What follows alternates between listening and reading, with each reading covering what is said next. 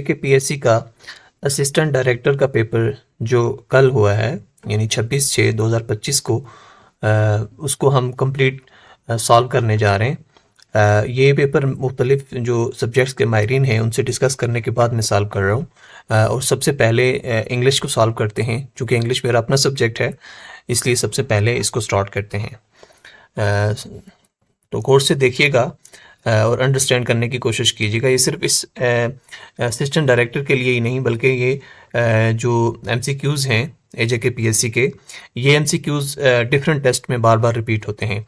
अगर आप इनको अच्छे से अंडरस्टैंड कर लेंगे तो ये आपको आगे वाले किसी टेस्ट में भी हेल्पफुल हो सकता है। The first question is this is the house dash jack built. यहाँ पे जो आंसर ऑप्शन है वेयर, हु, दैट, हुज। अब अगर आप गौर करें तो ये हाउस के लिए आपने जो है दैट का यूज़ करेंगे। क्यों दैट का यूज़ इसलिए करेंगे क्योंकि ये जो हु है या हुज है ये तो हम किसी इंसान के लिए यूज़ कर रहे होते हैं। जैसे आप कहते हैं I saw a man who are standing near the bus stop. अब मैन के लिए आपने हु का यूज़ किया या हुज का यूज़ करते हैं, जबकि ये कोई चीज़ होती है या थिंग होती है उसके लिए आप दैट या विच का यूज़ करते हैं। तो यहाँ पे this is the house, house के लिए आपने दैट का यूज़ करना है। This is the right answer, that. Number 2, the book dash cover is stone belong to me. Book है तो बुक के लिए अभी मैंने बताया आपको जो भी थिंग होगी उसके लिए आपने वेयर, हुज का यूज नहीं कर सकते हैं, आप उसके लिए विच का यूज करेंगे। Next, if she dash more carefully she wouldn't have had an accident. अब इसमें देखें आप तो ये जो वुडेंट हैव है ये कंडीशनल सेंटेंस है और ये थर्ड टाइप है। उसकी जो लास्ट टाइप होती है कंडीशनल सेंटेंसेस की उसमें ये वुड नॉट हैव का यूज करते हैं। और उसकी जो इफ क्लास होती है, इफ क्लास में आप पास्ट परफेक्ट टेंस यूज करते हैं। और पास्ट परफेक्ट अगर आप गौर करें तो यहाँ पे हैड ड्रिवन है। If she had driven more carefully she wouldn't have had an accident. Wouldn't have के साथ आपने पास्ट परफेक्ट यूज करना है, सो पास्ट परफेक्ट यहाँ पे हैड ड्रिवन है। Number 4, if you dash to me you would know the answer. अब यहाँ ये भी कंडीशनल सेंटेंस है और जब वुड के बाद वर्ब की फर्स्ट फॉर्म यूज होती है तो उसके साथ हमेशा past tense, simple past tense use होता है। अब सिंपल पास्ट टेंस अगर आप देखें तो इफ यू लिसन नहीं है, विल लिसन नहीं है, वुड लिसन नहीं है, बल्कि क्या है लिसन। लिसन की सेकंड फॉर्म है। If you listen to me, simple past tense हमने यूज करना है। If you listen to me you would know the answer. Number 5, which of the following sentences uses the correct preposition? Preposition का correct use देखना है आपने। She is good with cooking, she is good at cooking, she is good for cooking, she is good our cooking। अब with cooking भी, for cooking भी और our cooking भी नहीं आता है। cooking के साथ आप कहते हैं she is good at cooking। cooking के साथ आप क्या करेंगे, at का use करेंगे। So this is the right answer। Number 6, he is allergic dash pollen। अब एलर्जिक को के साथ आप एट, विद, इन नहीं, आप इसके साथ टू का यूज करते हैं। She is allergic to pollen. This is the right answer. Number 7, identify the antonym of obscure. Obscure होता है जो अनक्लियर होता है, अम्बिगुअस होता है, तो इसका एंटोनिम जो है वो क्लियर होगा। ये इजी है कि जो एम्बिगुअस थिंग है उसका एंटोनिम जो है वो क्लियर होगा। और इसका सेनोनिम जो है वो क्या होगा, इसका सेनोनिम ये एम्बिगुअस होगा। विच word is an antonym of prolific. ये इसका प्रोलिफिक जो है इसका आपने एंटोनिम लिखना है। एंटोनिम इसका क्या होगा, इसका एंटोनिम जो होगा वो बेसिकली प्रोलिफिक कहते हैं जो काबिल अमल चीज हो, यानी जरखेज आप ये कह सकते हैं इसका। तो यानी जो आपके लिए बेनिफिट कोई चीज़, प्रोडक्टिव चीज़ हो। तो इसका जो एंटोनिम है आपने अपोजिट, अब देखें फर्टाइल इसका सेनोनिम है, अबंडेंट भी इसका सेनोनिम है, प्रोडक्टिव भी इसका सेनोनिम है। तो ये जो बैरन है, बैरन बंजर को बोलते हैं। तो बंजर ये जो है एक इसको आप क्या कह सकते हैं, ये आप कह सकते हैं कि इसका राइट आंसर है और ये इसका एंटोनिम है। अच्छा, उसके बाद नंबर 9 है which word is the synonym of ephemeral? Ephemeral का आपने सिनोनिम बताना है, ठीक है। इसका ऑप्शन में है everlasting, transient, perpetual and enduring. जो है एफेमरल कहते हैं दायमी को कहते हैं, जो हमेशा हमेशा के लिए हो। अब इसका जो देखा जाए तो एवरलास्टिंग भी दायमी होता है, परपेचुअल भी वही होता है, एंड्योरिंग भी वही होता है। अब इसका जो सिनोनिम है वो क्या होगा? ट्रांजिएंट जो है ये आरजी होता है, लेकिन यहाँ पे इन्होंने सिनोनिम पूछा है, तो दायमी ये जो है फेमरल, इसका सिनोनिम एवरलास्टिंग भी हो सकता है और परपेचुअल भी हो सकता है। तो आप ये परपेचुअल इसको जो है आंसर आप कंसीडर करें, क्योंकि इसको सिनोनिम पूछा गया। अगर एंटोनिम होता तो इसका ये होता। नंबर 10 जो है इसका, choose a sentence with the correct use of parallel structure. Structure का आपने देखना है कि पैरेलल जब आप यूज करते हैं तो करेक्ट यूज क्या है। She likes swimming, hiking and to run. She likes swimming, hiking and running. She likes to swim, hiking and running. She likes swimming, hiking and runs. अब देखें सेम सेम पैरेलल कैसे, swimming, hiking and running, ये same same use हुआ है, तो इसका जो right answer है वो यही होगा, she likes swimming, hiking and running. Number 11, choose a sentence with the correct use of gerund. Gerund का यूज यहाँ पे करेक्ट कहाँ पे हुआ है? Eating ice cream is my favourite hobby, to eat ice cream is my favourite hobby, I like to eating ice cream I enjoy it. Gerund जो है वो क्या होता है? जेरेंट वर्ब की फर्स्ट फॉर्म के साथ आईएनजी जब यूज हो और वो एज अ नाउन यूज हो, यानी वर्ब की फर्स्ट फॉर्म के साथ आईएनजी वो एज अ नाउन जब यूज हो रहा हो तो उसको हम जेरेंट कहते हैं। अब यहां पे देखें, अगर आप पहली जो एग्जांपल है इसमें जो है इसका करेक्ट यूज हुआ है, eating ice cream is my favourite. यहाँ पे टू ईट आया है, ये जेरेंट यूज ही नहीं हुआ है। यहाँ पे ईटिंग के साथ टू यूज हुआ है, तो ये भी जेरेंट नहीं होगा, ये करेक्ट यूज नहीं है जेरेंट का। So eating ice cream is my favourite hobby is a right answer. Number 12, choose a sentence with the correct use of relative clause. अब रिलेटिव क्लास जो है वो उसका करेक्ट यूज देखना है आपने कौन सा है इन ऑप्शन में। The book which I borrowed is on the table, the book comma I borrowed it is on the table, the book I borrowed it is on the table, the book on the table I। Relative class अगर आप देखें तो सिर्फ ये जो first one है उसमें आप गौर करें तो आप देख सकते हैं कि ये करेक्ट यूज हुआ है इसका। क्यों? क्योंकि विच का यूज हुआ है, और विच जब आप ये रिलेटिव क्लास के लिए आप ये कुछ वर्ड्स हैं जिनको आप जैसे दैट है, विच है, हुज है, वेयर है, व्हेन, ये वाले वर्ड्स जो हैं आप यूज करके क्लासेस को इसको रिलेटिव क्लास बनाते हैं। तो विच जो है ये यूज करके आपने इसको relative class, the book which I borrowed it is on the table. So which I borrowed, ये जो है ना विच आई बोरोड, ये रिलेटिव क्लास है जो इसके बारे में एडिशनल इंफॉर्मेशन दे रही है। The book which I borrowed is on the table, which I borrowed जो है वो एडिशनल इंफॉर्मेशन दे रही है। रिलेटिव क्लास वैसे भी वो क्लास होती है जो हमें किसी नाउन के बारे में एडिशनल इंफॉर्मेशन दे।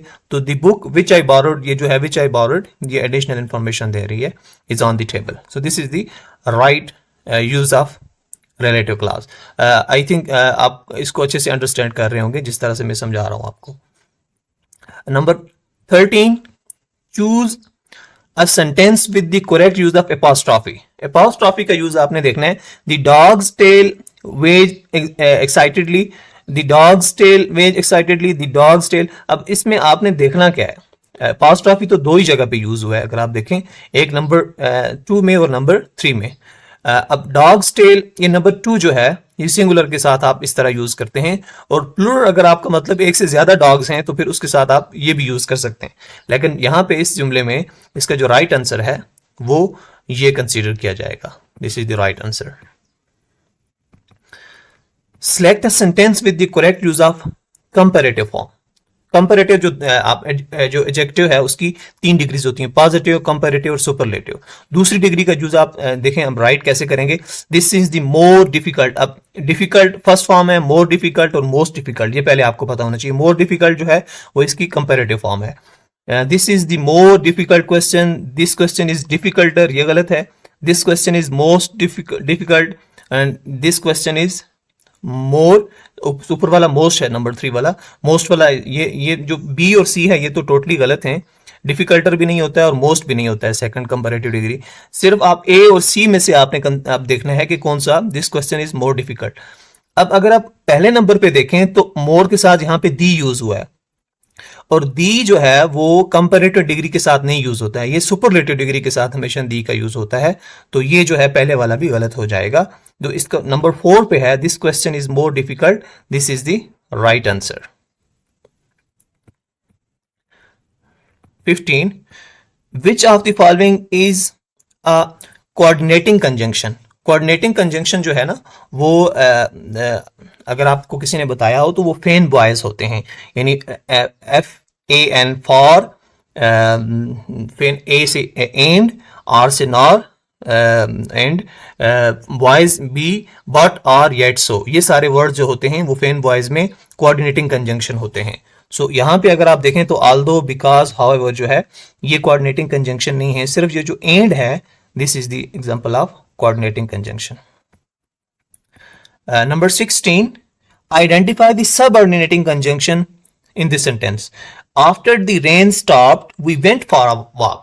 इसमें ये जो after का यूज हुआ है ये subordinating conjunction है।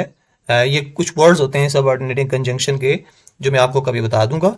अगर आप मेरे चैनल पे जाएं तो वहां पे subordinating conjunction और ये सब डिटेल से आप देख सकते हैं, कोऑर्डिनेटिंग कंजंक्शन को भी देख सकते हैं। सबऑर्डिनेट कंजंक्शन जो में जो वर्ड्स होते हैं ये वही होते हैं कि आफ्टर, बिकॉज, हाउएवर, ऑल्दो, ये इस तरह के कुछ वर्ड्स होते हैं जो सबऑर्डिनेटिंग कंजंक्शन होते हैं। तो इस सेंटेंस में आफ्टर का यूज जो है this is the example of subordinating conjunction. 17 number पे है, number 17, which of the following sentences uses neither nor correctly. Neither nor का यूज करेक्टली इन सेंटेंसेस में कौन सा सेंटेंस है जिसमें करेक्ट यूज हुआ है? He likes neither chocolate nor vanilla ice cream. He likes either chocolate nor vanilla, यहां पे ईदर यूज हुआ है तो ये तो गलत है। ही लाइक्स नीदर चॉकलेट और, अब नीदर के साथ और यूज हुआ ये भी गलत है। ही लाइक्स बोथ चॉकलेट और, ये भी गलत है। नीदर और नॉर का यूज जो नंबर 1 पे है ए, उसमें आप कह सकते हैं कि ये नीदर और नार का जो है वो करेक्ट जो है यूज हुआ है। उसके बाद नंबर 18 है, identify the sentence where neither nor is use improperly. अब इसमें 3 ऐसे हैं जिसमें प्रॉपरली यूज हुआ है और एक सेंटेंस ऐसा है जिसको आपने आइडेंटिफाई करना है जिसमें इम्प्रॉपर यूज हुआ है। She can neither sing nor dance, ये तो करेक्ट है। Neither the cat nor the dog was outside. Neither John nor Sarah are coming to the party. I can neither confirm nor deny the rumors. अगर आप देखें तो इसमें जाहिरी तौर पे तो सारे ही सेंटेंसेस जो हैं वो नीदर और नॉर का यूज करेक्ट हुआ है। अब इम्प्रॉपर यूज कहां पे हुआ है? अगर आप देखें तो नंबर सी पे, neither John nor Sara are coming to the party. अब इसमें जो मिस्टेक है ना वो सब्जेक्ट वर्ब एग्रीमेंट की जो है वो करेक्ट यूज नहीं हुआ है। अगर आप गौर करें तो इस सेंटेंस में जब भी आप ये माइंड में रख लें, जब आप नीदर नॉर का यूज करेंगे तो जो सेकंड वाला वर्ब होगा उसके मुताबिक आपने सेकंड वाला जो क्या होगा, सब्जेक्ट होगा, उसके मुताबिक आपने वर्ब का यूज करना है। अब यहाँ पे सेकंड जो है वो सारा है तो सारा के साथ तो आर नहीं यूज कर सकते हम, सारा के साथ हम इज यूज करते हैं।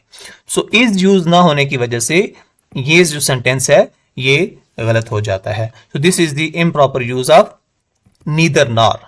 नीदर नॉर जब भी होगा तो सब्जेक्ट वर्ब एग्रीमेंट में आपने सेकंड वाले को देखना है कि वो क्या है। अगर सेकंड वाला सिंगुलर है तो उसके साथ सिंगुलर वर्ब ही यूज होगी, अगर प्लूरल है तो प्लूरल वर्ब ही यूज होगी। यह आपने अच्छे से माइंड में रखना है। कोई और क्वेश्चन भी इस तरह का आपसे पूछ सकते हैं तो आपने ये बात अगर आपके माइंड में हो नीदर नॉर के अबाउट तो आप अच्छे से कोई और भी क्वेश्चन आसानी से कर सकते हैं। नेक्स्ट जो क्वेश्चन है वो है which sentence uses adverb correctly. Adverb का यूज कहां पे अच्छे से हुआ है? She walked quick to catch the bus, she speaks more louder than anyone else, the sun shines brightly in the morning, they arrived at the party very lately. अब इसमें ये नंबर सी वाला जो देखे ना, यहाँ पे आपको पढ़ने से ही लग जाता है कि यहाँ पे the sun shines brightly LY का यूज करके एडवर्ब का यूज हमने करेक्टली किया है। Number 20 last one, judicial means pertaining to the executive branch of government, relating to the legislative process concerned with the administration of justice or judges involving military affairs or defense. अब judicial जो होता है ना, इसको अब अदालत में जो चीज़ें होती हैं वो कौन सी होती हैं? एग्जीक्यूटिव ब्रांच नहीं होती है, लेजिस्लेशन कानून साजी भी वहाँ पे नहीं होती है, मिलिट्री अफेयर्स भी नहीं होते हैं, यानी आर्मी भी नहीं होती है। वहाँ पे क्या होती है जी? वहाँ पे जजेस होते हैं, जस्टिस होता है, और इन्हीं के बारे में एडमिनिस्ट्रेशन होती है। So number C is the right answer of this question.